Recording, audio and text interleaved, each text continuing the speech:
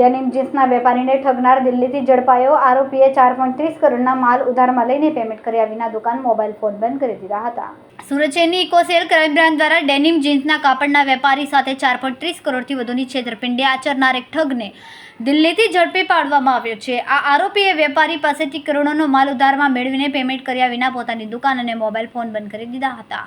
Denim જીન્સના કાપડનો માલ 45 થી 60 દિવસની ઉધારીમાં મેળવ્યો હતો.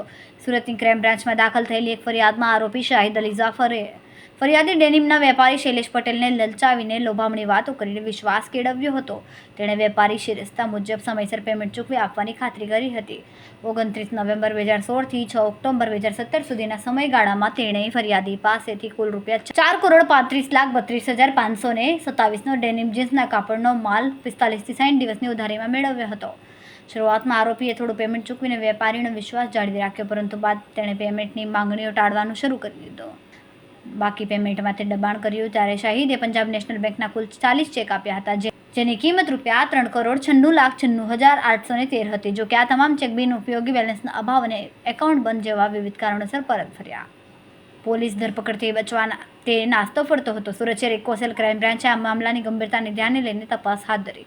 ટેકનિકલ માનવીય ગુણ પ્રાપ્તના આધારે પોલીસે આરોપી શાહિદ અલી ઝફર અને દિલ્હીના યમુના વિહાર કોલોનીમાંથી ઝડપી પાડ્યો હતો. શૈલેષભાઈ ગોરધનભાઈ પટેલ, જે પોતે ultra denim private limited company એક ચલાવતા હતા, એ ડેનિમ જીન્સના કપડાનો વેપાર કરતા હતા. 2016-17ના અરસામાં એક વ્યક્તિ જે પોતે દિલ્હીનો છે, શાહિદ અલી જાફર અલી, એ એમને મળ્યો હતો 2016માં, અને એમણે કહ્યું હતું કે ભાઈ અમે હોલસેલમાં મોટો વેપાર કરીએ છીએ દિલ્હીમાં, તમારી પાસેથી અમે સ્ટોક લઈશું. અને 2016 થી 2017ની વચ્ચે 11 મહિનાની અંદર ₹4,35,00,000 જેટલો ડેનિમ જીન્સના કપડાનો એમણે માલ લીધો હતો ફરિયાદી પાસેથી. અને એ અનુસંધાને ફરિયાદીએ વારંવાર છેલ્લા 5-7 વર્ષથી એ આરોપીનો સંપર્ક કરતા હતા. ઘણી બધી વખત પેમેન્ટ માટે એમણે વાતચીત કરી હતી, પણ ₹4,35,00,000ની અંદર ફક્ત ₹4,00,000 એમણે પેમેન્ટ અત્યાર સુધીમાં કર્યું હતું. અને એણે આપેલા ટોટલ 40 જેટલા ચેકો, એ તમામ ચેકો બાઉન્સ થયા હતા. અને એ આરોપી જે છે એણે સ્ટોપ પેમેન્ટ પણ ઘણા બધા ચેકમાં બેંક એકાઉન્ટમાંથી કરાવેલું હતું.